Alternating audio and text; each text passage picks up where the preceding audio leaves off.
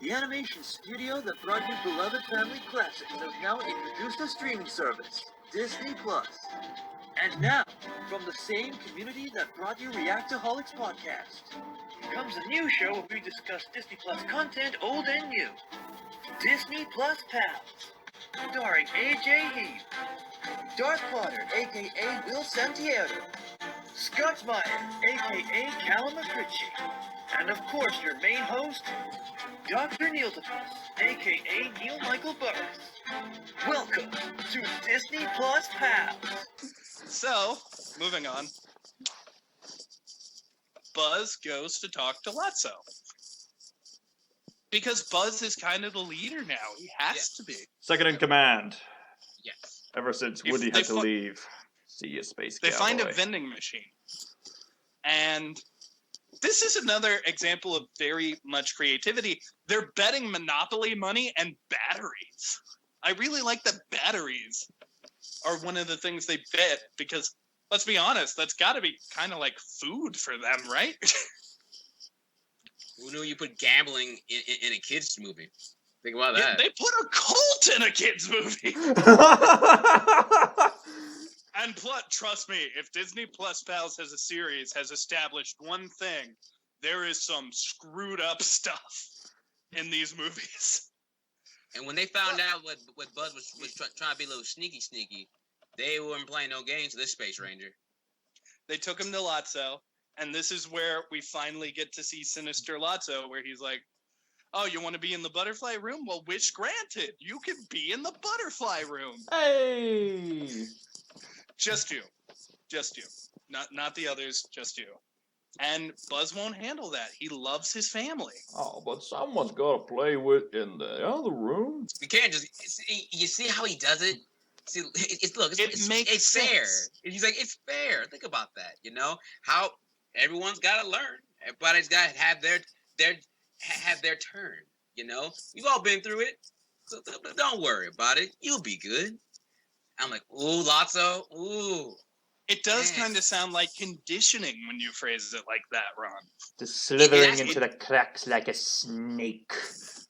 It's literally like prison. Like, it's telling them like that, look, you gotta go through it, you know? And maybe one day, you'll get to the other side, but you gotta take your licks. Well, you know what they say. Get busy playing or get busy crying. And what's interesting is Buzz completely buys it, but I can't go to the butterfly room. I gotta stay with my people. Yes. And then Lotso's like, oh no, you could be useful to me. Let's figure this out. He resets him and turns him back into Space Ranger Buzz. That was. This movie is so good. This movie is so good. Brought back a callback. You know, a callback from the original, and he's like, no, not again. And now Buzz is one of the villains for a little bit, and it's heartbreaking. Especially from Jesse. You see from Jesse's face. Oh yeah, I extremely like the line of, you are staying in this prison, and I will not succumb to your extreme attractiveness. A part of him still remembers. Reset that boy all you want. He still loves Jessie. And I like that that's the subplot. Like, Buzz being in love with Jessie, because it was hinted at the end of Toy Story 2. And I feel you get all of the, like we talked about this in Newsies last week, you get all of these things where the romance kind of feels secondary. And it's not really in your face about it. With this, the romance is literally secondary, and yet I believe it fully. I believe that they care about each other so much, and they don't get a lot of time with this romance. But literally, just showing how much they care and everything Buzz is willing to do to make sure Jessie is okay. I want these two pieces of plastic to be together. And all this happened... I want them to live a happy life. All this happened because in Toy Story 2, it started off with the wings springing joke. Springing. Yeah, we've come a far way. We've come a long way. But they essentially imprison all of the toys in these bins. This is where Barbie sees them. And once again, Barbie's character is so good. She's like, hey, what are you doing to my friends? We're going to imprison them. They were misbehaving. Those are my friends. And she goes in too. She abandons Ken, and she's like, I'm sticking with them. These are my guys. I care about these people. I love that. Again, Barbie was basically told him, you can keep this life, because if I don't have my family with me, then it's not worth it. And also disrespects his wardrobe again. Dang, that hurt him. Oh, I'm getting my it really scarf feels back. like Barbie could have. Give me your scarf. My scarf. Sorry, that's such a good line. It really seems like Barbie just could have moved past all of this nonsense of like being conditioned, but instead she chose her friends. She was gonna, and she does have to spend a day in the caterpillar. Yes. Before Woody saves everybody, she has to pay for her choice, and she still sticks with him. But speaking of Woody, let's go back to him for a second. Yeah, he's having the life that he kind of wants. Oh yeah, he gets to be played with by Bonnie. Again, foreshadowing for that moment at the end. She even brings up, there are ghosts in the tea party place. Where does one get tea? What is that called? What's a tea place? Coffee shop? No, it sells tea. Well, I guess a coffee shop could sell tea. A cafe? Isn't there a place specifically for... I guess it could be a cafe. I thought there was specifically like a place, like a name for tea places. I don't know. Maybe I'm dumb. Can we get someone British? Would a British person know this? I am a bit English, but that's on way on my side. I'm from Scotland, but the enemy country is down south. I'm gonna paint my face blue for this. I mean, I don't drink tea, so I just would not know this. Nice. But what I like about with Bonnie's team now, but with Bonnie and the other toys, is that the other toys, again, a nice introduction to all the other toys. And what the leader of the toys is that Dolly? That's Dolly. Dolly is the Woody of Bonnie's group. See, and I like that. And Dolly was voiced by Bonnie Hunt. And I love how in this house in their place, she's telling them all the things we do, all the fun things that we do each and every day, and just letting Woody know, hey, look, we're happy to have you here, And Woody's like thinking, man, like this is kind of what I kind of want, but also knowing that something's just not right. He's not gonna leave his friends. Woody, there is no misgivings here. He is ready to go see Andy. But, by the way, just to mention, she has a Totoro plushie, and Yay! it's so cute. I wish I would have known that back then, because I didn't know about Studio Ghibli films back then. Back when it first came out. So now whenever I rewatched it, I'm like, oh, are you kidding me? They put this here? Yeah. Man. I'm not even kidding. So this is how uncultured I am. As a kid, I was like, that kind of looks like a Snorlax, but it's not a Snorlax. What is that? It's okay. I thought the same thing. I thought the exact same thing. Oh my gosh. Friendship. I had no idea what that was. I had no idea. Yeah, when I was younger, I thought, yeah, I've seen that before. That's a popular toy, and indeed it is. And for those of you watching, I'll give you a bit of backstory, because I didn't watch Studio Ghibli movies until later on either, until my late high school years. So, essentially, the reason that there's a Totoro plushie in the movie is because the Pixar team has become good friends with Miyazaki, specifically John Lasseter. Miyazaki's a bit skeptical, as you know, with animated movies in the West. However, Pixar has taken it upon themselves to make brilliant, faithful English dubs to establish for American audiences. So you have John Lasseter to thank for all those wonderful English dubs, and you might hear some familiar voices, including a cameo of John Ratzenberg in A Spirited Away, and of course they also did My Neighbor Totoro, and because Totoro is just the Studio Ghibli equivalent of Mickey Mouse, although Miyazaki would not like that description at all, because he describes Disney as a producer more than a director, they decided to bring Totoro in, just because of how iconic he is, and as a symbol of the friendship, the spiritual friendship that they all have. And we're all the more thankful to have our favorite koala bear thing. Snorlax. It's cute. I liked it. knowing what that is, because if you go to a convention, you know what Totoro is. Oh yeah, 100%. It was nice to see him there because it was like, wow, I'm a nerd. But yeah, this is where we figure out. So Woody's trying to leave. He wants to get back to Andy, and he's like, and if any of you make it to Sunnyside, tell them that Woody made it. Wait. And he's so excited, and then they go, Time out. Sunnyside. That's a terrible play. By the way, Mr. Pricklepants might be my favorite name of a character ever. But he's just like, Sunnyside is a terrible place. Just ask Chuckles. And I have no idea who voices Chuckles the Clown, but this is such a good voice. This is actually the same voice actor who plays that agent guy from The Incredibles. The one who says, "Oh, money, money, money. Things are going down, Mr. Incredible." Oh, Digger.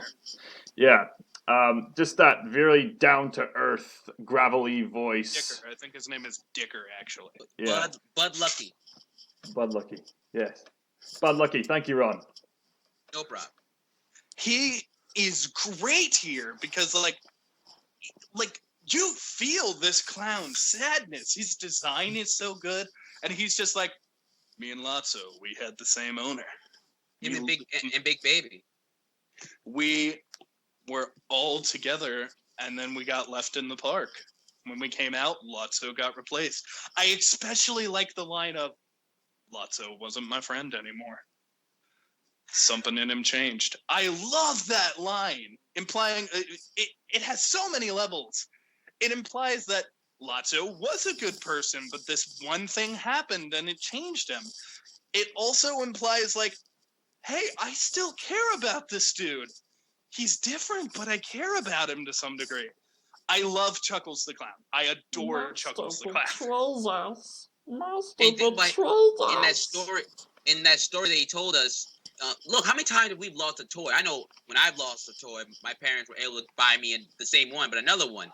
So you think about that layer of coming, them getting lost and going on that long, dirty, heart-beating journey for them to get back to that house. And lost is like, oh, we're back home. And then you're seeing her play with another toy of you. And that means that's what you think I am? I'm replaceable? And that's heart-wrenching. Well, that go ahead.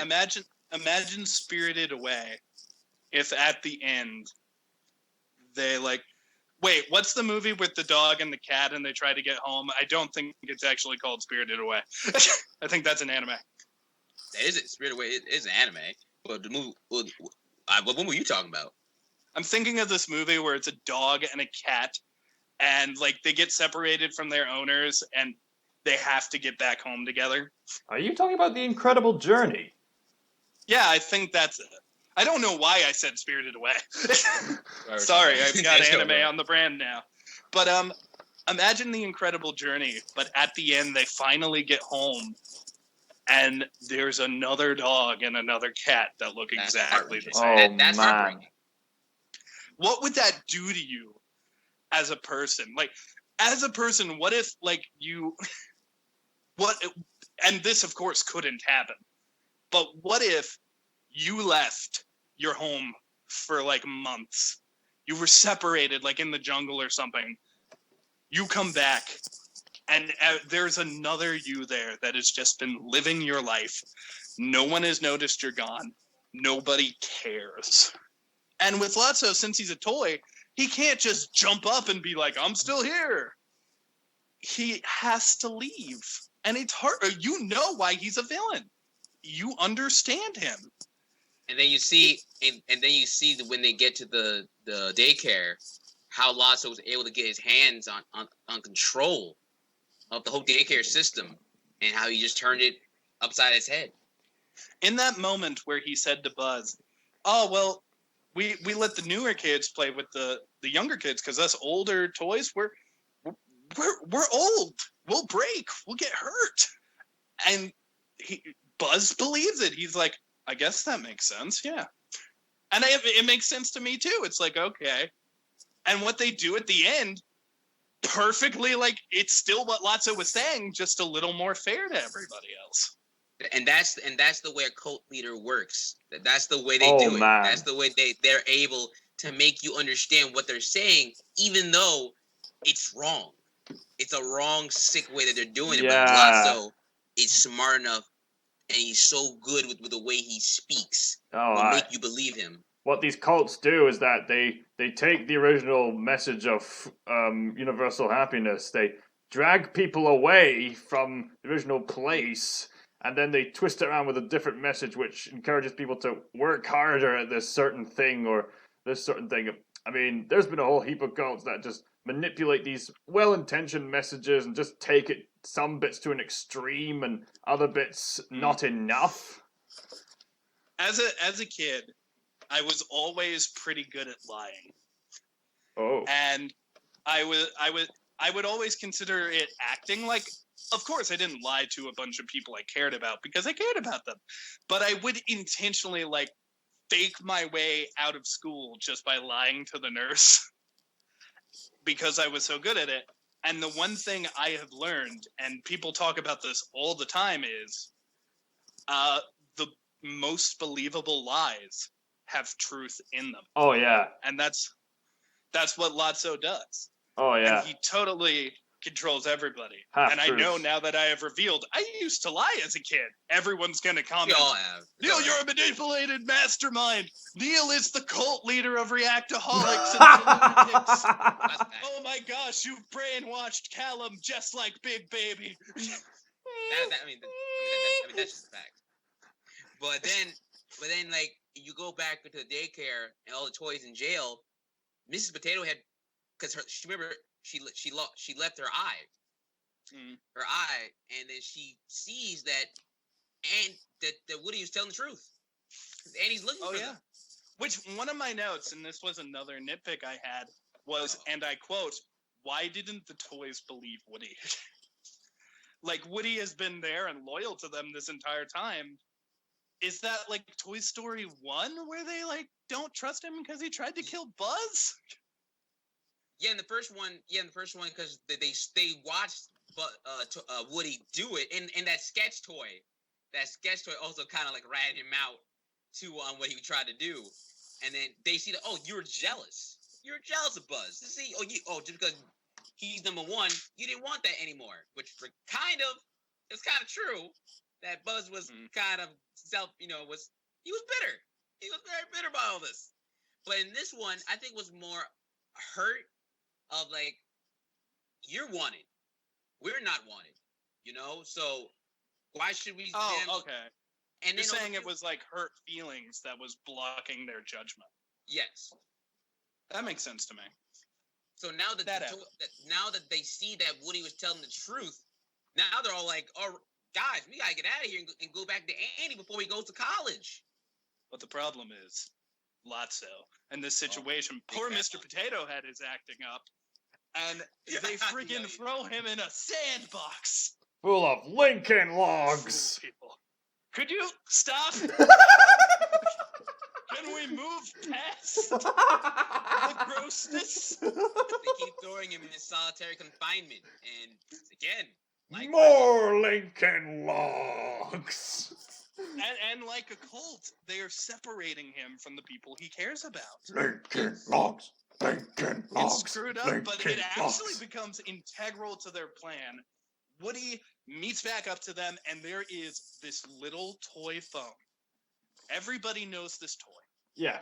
It is a toy I had as a kid. You probably had it as a kid. The charter telephone. You've seen this toy. Every Sunday club, every place like that, yeah. Nursery, you name it. He picks up the phone, and it's actually creepy how it just keeps running into him, and he has the smile. You don't know if he's a hero or a villain. Just those little phone on wheels. Woody picks up the phone, and his voice is, "You shouldn't have came back, cowboy." It's like those in those movies, in those old TV shows where that person that that knows the insides of the prisons, and they're gonna tell you, "Hey, look, man, I'm gonna tell you everything I know, right? But don't tell them it was me. I'll tell you what happened." They're never gonna break me. They're never gonna get me. I'm good. I felt for this little phone. I love this guy. He's not in the movie long, but when he is, I love that little guy. This movie's so good. Go watch this movie again. I know that you're probably like, oh, I've seen Toy Story 3 before. I don't need to watch it again. Shut up. Go watch it. If you're an adult, go watch it again. It's even better as an adult now. Oh, aye. So, with this little phone, he gets a layout of the land. He knows how to get through the walls. They decide we need to go through this trash chute. That's how we're going to escape. But first, we have to take out the monkey. Get rid of that monkey. Yes. Is, much like the phone, you've seen this monkey. That monkey's It's a really creepy monkey. That monkey was creepy. Like, 100% creepy. His eyes, oof. Just this red stained eyes. I mean, apart from the fact that it bangs cymbals, I don't understand the appeal of that face. And these are real toys, though. Yeah. That monkey was actually available, and kids owned it. I owned one, and I got rid of that crap. The Grinch owned one, and he used the cymbals to bang on his head. Oh, go ahead, Ron. Go ahead.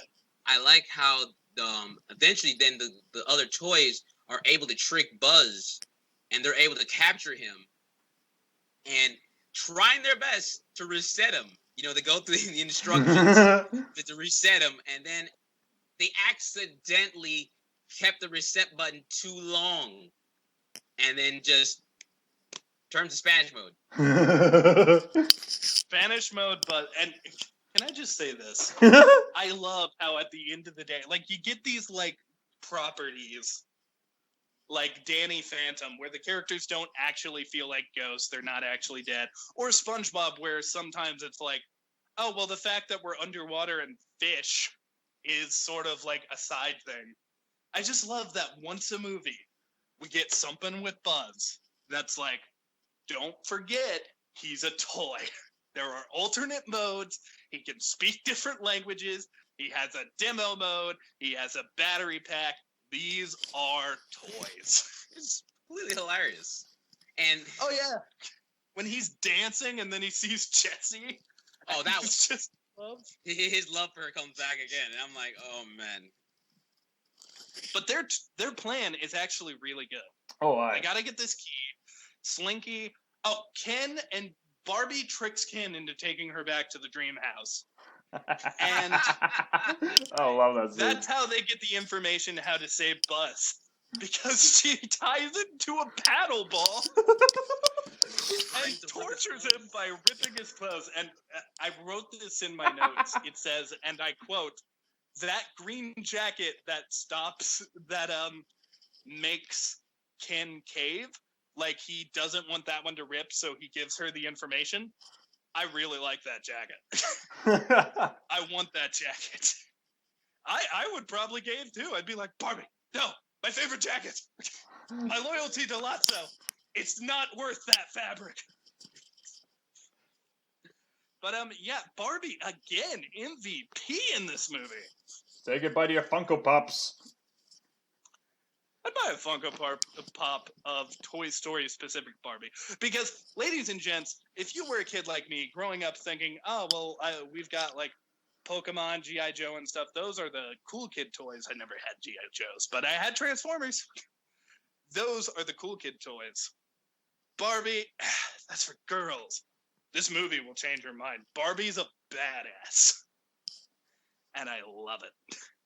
And then, that might be my first swear word of the episode. Proud of you. I'm getting better at it. But then when the movie progresses on, you know, they all realize we have to get to the dumpster. If we get to the dumpster, that dumpster will take us and stop by. They'll think it'll stop by Andy's house. But Ron, you're forgetting the most important part of their plan. The most integral part of their plan. Oh. Mr. Potato Head has to send himself to the box. And then Jessie says, "Get the tortilla." And Mr. Potato Head has to put his arms, legs, and hat on a tortilla. Thus, Mr. Tortilla Head is born. You forget that this is still animation. Like, that's an animated tortilla. That's awesome. What would happen if Mr. Potato Head put his parts on a different vegetable. My guess was like, oh, I want to see him as a carrot. Like, I always wanted a Mr. Carrot Head. But here we get like a zucchini and we get a tortilla.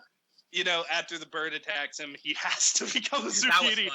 That was funny. I just love the line where he walks up and he's like, "You would not believe what I have been through tonight." Pushes his ear in. I feel so tall and healthy. It's terrible. I love this movie. It's so funny. It's so charming. It does new things with the characters. Mr. Potato Head, another super important character in this movie. If it wasn't for him, they wouldn't get some things done. You're right. Slinky, too. Everyone feels important except for Rex. Aww. Rex doesn't feel as important. But Rex I love Rex. Wallace Shawn is the best, but in terms of the plan, Hey, But isn't important. he's there for comic relief. hang on, wait a minute. He's C-3POing. Fair enough, but Rex defeated Zurg. In the last movie! And he also made cookies for children in a haunted mansion. In the last movie... When does that happen? Haunted Oh, mansion. It's rather inconceivable when you think about it. Look, I'm glad that this is the second movie we've had with Wallace Shawn, and this one's actually good. But in terms of the overall plan, Rex's role in it is literally set on this box so friggin' Buzz can't get away. Oh yeah, he's useful. Buzz gets away! He said no one can hit. Okay, so their plan pretty much goes off without a hitch. They get the monkey out of the way. They're improvising the whole way. Spanish Buzz dances with Jesse, and it's one of the funniest scenes in the movie. I love it. But they get to the garbage can. Buzz opens it up by doing this really cool parkour. Baby almost. Ending with him upside down. The baby almost catches them. Oh yeah, the baby, and that was a creepy scene. The baby just turns its head around, but they make it down the trash chute. They're standing over the dumpster. They're not going to get in the dumpster. Oh, there was also. They're gonna wait for the trash truck to come and just hitch a ride. Woody slides down, and he says, "Okay, it should be safe, but just don't come down all at once." I think he said, "Don't come down all at once." I remember that one. Yeah, that was funny. This movie is so charming. I love it so much. But then, it's a perfect movie. I don't have that many faults with it at all. But then Big Bad Lotso, man, he coming up. And he says, "Where y'all think you going?" You lost, little Lotso doggy. Comes up. He's on the trash can, and the octopus. I think the octopus's name is Stretch. Played by Whoopi Goldberg. What? Yeah. That's the second. Really? Yeah, that's the second time Whoopi Goldberg's played a Disney henchman. I didn't even notice it. I mean, I noticed it, of course. Yeah, I mean, you won't notice her speak that much. She doesn't have much of a significant speaking role, but it's Whoopi Goldberg. So Lotso is totally gonna either have them go back to the caterpillar or have them pushed into the trash, because at this point, he could just let them go and he would be at no loss. But I think this is about power and control. Oh, yeah. Maybe not even towards his people, but in his own mind. He's like, oh, these people think they can leave. They can't leave unless I say they can. Then Woody calls him out. He calls him out on everything. Well, Ken also calls him out. Owner? Well, Ken calls him out too. He wants to save Barbie. Ken, it's a Barbie doll. There's a million like her. No. Not to me, there's not. I was going to say, what you were mentioning about the cult earlier, Ken mentions that, like you said, Lotso got in and he put himself on top of this pyramid. That's what Ken says. Oh yeah, Ken essentially, if you didn't know it was a cult yet, Ken essentially says, oh yeah, this shit's a cult. There's my second swear word of the episode. So if Lotso managed to make it on top of the pyramid, does that make him Bill Cipher? Wamp, wamp, wamp, wamp. Come on, that joke was so lame, I could have heard it a million times away and not found it funny. Even in the fourth dimension, it wouldn't be funny. Shut up, Bill. I agree with that. I agree with Bill's statement. That joke was not funny, but I love you still. It's gonna be okay. It's not okay right now. It's gonna be okay. It might be funnier if I managed to re-morphosize your endorphins, but that would be more creepier than the baby. I want a divorce, Cal. But you see that it feels like Lasso's starting to break because after they tell him what's up and they tell him about his past, even Big Baby's looking at him like, was this true? Yeah, Tom Hanks, God bless him, in this moment where it's like, you lied to Big Baby. It's just such a scene where this baby, who this entire movie we have seen is creepy, is just like, he's acting like an actual child. He's sad. He's scared. And then he's angry. He just wants his mama back. And freaking Lotso starts hitting him. Like, what? You want your mommy? And when he gets picked up, he calls him an idiot. And it's so heartbreaking. I feel for this baby who is so creepy, but I love him. And then Big Baby's like, you know what? I ain't playing with this no more. And chucks him. Picks him up, throws him in the trash can. It's over. The toys start to get onto the trash can. They're gonna get on the truck. There might be get out. There's a brief glimpse of change. Nudge, nudge, wink, wink, where Lotso says, "Big Baby, wait!" And at this point, Lotso has lost all of his power. Yes, all that. But here's the thing: he's still fighting because Woody jumps over that trash can. Lotso gets his leg. At this point, I don't even think it's about control. I think it's about revenge. Yeah, because now everything's breaking apart from him, and now he's like, you know what? If I go down, you're coming with me. Get over here! Like, if he was close enough to pull Woody in, he probably could have gotten out of the trash can. But that wasn't important to him. No, it was full on revenge, and all the toys like, oh no, Woody! Woody goes in, and of course, because this is a family. This is such a bonded family that will never be separated. Toy Story 4 sucks. They all go into the trash can to save him. And then we get what might be the best. Guys, this movie was good. This movie was really good. Every second beyond this point, it is amazing. It's better than I can even describe. Hold on. Before we go on, I should mention something that's thematically relevant, if you will. Before Lotso even gets chucked into that trash can, he preaches on that everyone is trash. We're all made to just be thrown away, which is extremely nihilistic. But it goes back to what we said about the garbage thing. It's showing the theme of like, are we worth something or are we garbage? And Lotso has decided we're garbage. It doesn't matter if I go to the dump. I was going to end up there one day eventually. At least I can take Woody with me. Yikes. Yeah. Lotso, it's symbolism. And the day you go to that fire, may Frollo sing Hellfire as you go to hell as you're burning. My goodness. And you gotta think about... I just had a thought. What if Frollo's ancestor was in control of the dumpster fire? That'd be terrible. What if Frollo's ancestor became a toy maker and created Lasso? That'd be terrible. So bad. Strawberry pink bear, you're going to make a child laugh. Then you'll start a cult and burn them all. You've got a friend in me. Go ahead, Rod. Go right. I love it, so that's all that matters. But you see, even with that, you see the toys are in the dumpster, and then they get thrown out to the where were they? I guess it's the straight trash, right? The dump. And then, even still, they're running away, right? They're all running.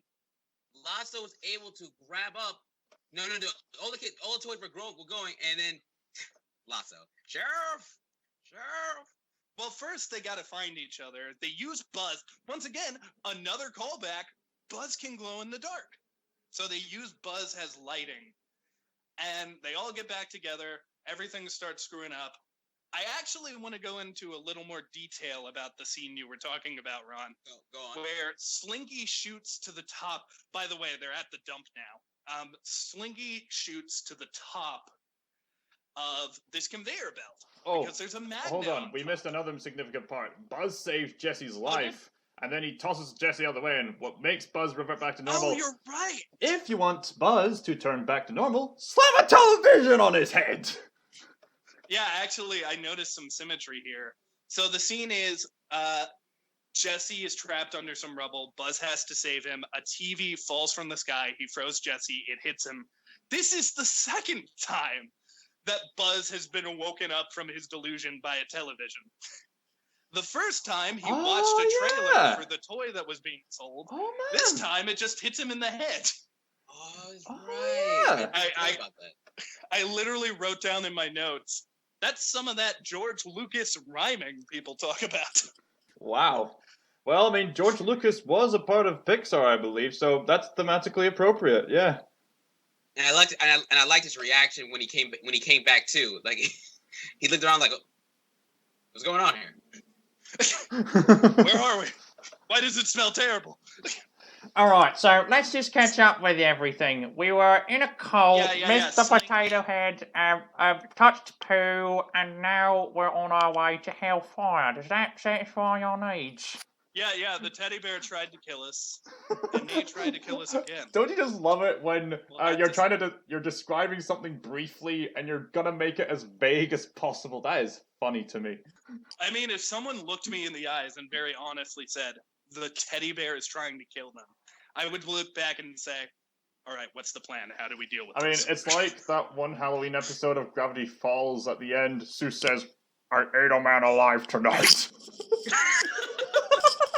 We gotta do Gravity Falls on the show eventually. Yeah. Good show." But once again, back to the scene. Slinky gets hoisted up to the magnet.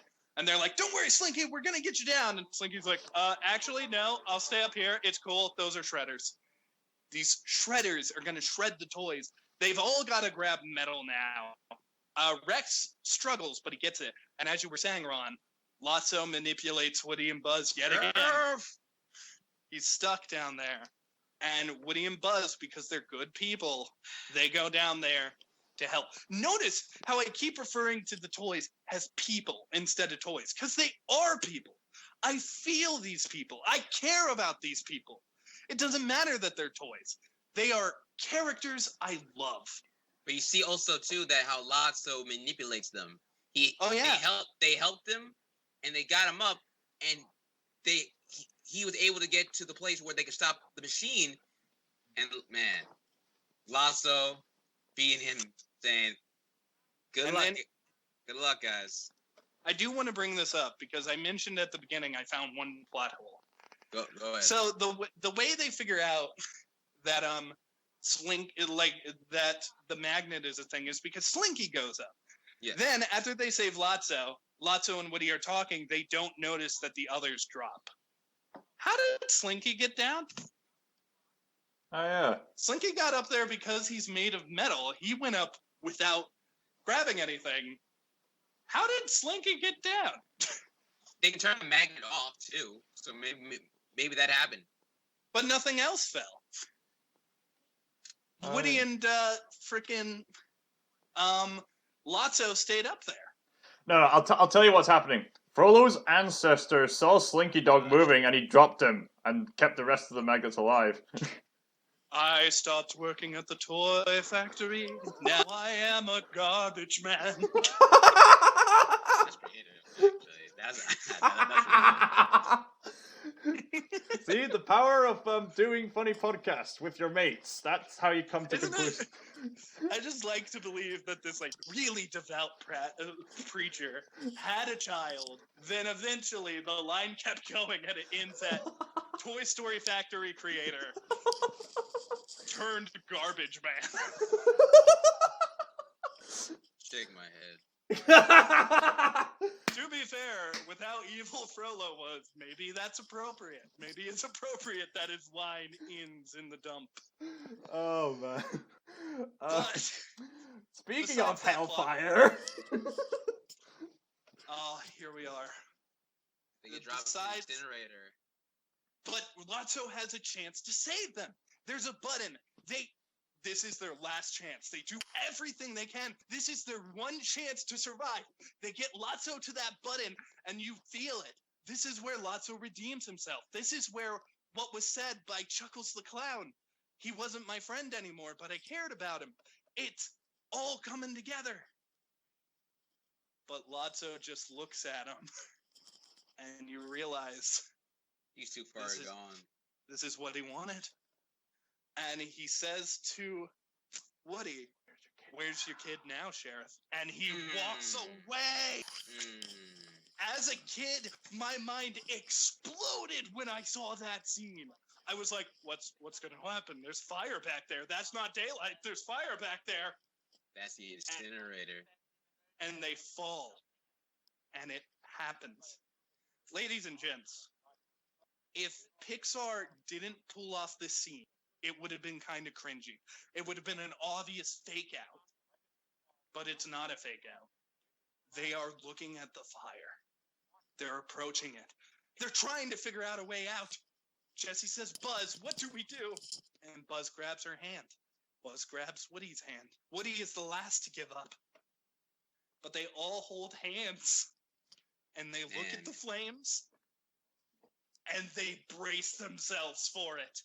That's see like that. Like that scene alone says so much with barely any words. No words after all of them just holding hands because they all know. It's just, I know. And it's like, God, they're embracing it. We can't get out of this, but we can do it together. My. And that is, how do you do that? As a kid, I know movies. As a kid, I knew movies. I was like, they're going to get out of this. But I was there on the edge of my seat because for the life of me, I consider myself a storyteller. I didn't know how they were going to get out of it. I didn't. And that's the brilliance of storytelling, of even if you know the heroes will survive, in that moment, all of us didn't think that. You know what I mean? Like, it's after you watch, you're like, oh, of course, it's so obvious. But you're not thinking that because they're a way to distract you. And also, too, you care, and we care about all these characters, and you're seeing their faces, their reactions, and now you're like, is this the end? Oh no! So when in my mind, I thought Toy Story 3 was going to be the last movie. Well, so I really wondered, is this how it ends? And then those dang toys, those dang alien toys. Gosh darn it! I laughed so hard and I cheered so hard when they came up. My theater bolted as soon as they got picked up and we saw they were okay. Everyone was like, "What's going on? What's going on?" But then when it was like the claw, I heard clapping, I heard cheering. Everyone was so happy. A joke saved them. A running gag. This movie is so smart. They even brought back that joke. Another cult saved them. Major plot point that saves their lives. Another cult saved them. What the? Oh yeah. I like that. That's a weird message. Don't follow cults unless they're about the claw. I mean, this scene, these toys were about to meet the maker of all toy makers, and then the claw managed to save them, and the aliens who had wandered off saved them with the claw, for which Mr. Potato Head is eternally grateful. Oh, and that's such a good callback, too. You have saved my life. I'm eternally grateful. Daddy. My boys! Daddy. Accepting, yes. I adore this movie. Gotta admire the color scheme as well. You know, it's such a colorful movie, but it kind of goes muted when you're at the dump, and it goes fiery orange. I mean, of course, they're in an incinerator room, but then it goes daylight and colors once they manage to get out of that sticky situation. How intimidating is it to see these characters you love face down their maker, face down the end, and they can't beat it. But then together, they're saved. It was luck that saved them. It was a million things could have gone wrong, but they were saved. And oh my gosh, I almost cried yesterday watching that scene. But it's not where I cried. That one's coming up. but the heroes win. They're okay. And this scene is so powerful. It's just so powerful. It changes you in a way. It makes you feel. It takes these toys. We've all had toys. It makes them human. Wow, Neil, I didn't know Lotso getting tied up to a truck meant so much to you. Oh, yeah. You mentioned the next scene. That's his comeuppance. I like how he picks him up and smells him and he's like strawberries. And maybe you think, oh, maybe Lasso's gonna get a new kid, but he's tied to a truck and loses all of his power. People do that. I've seen teddy bears in trucks. Yes, me too. He's an ornament from now on. He's something to be displayed. He is a trophy. And he has absolutely no power. And that is the perfect ending for Lotso as a villain. He got his comeuppance. And the toys were able to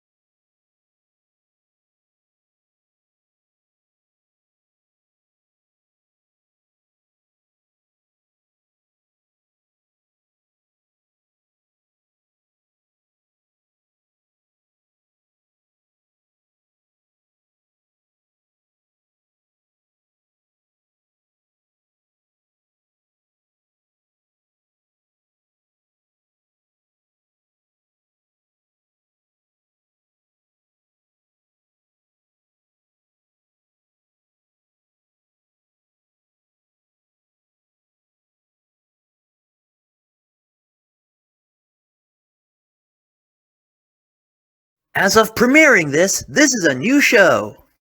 If you want this show to shine like the second star to the right, please share this with friends.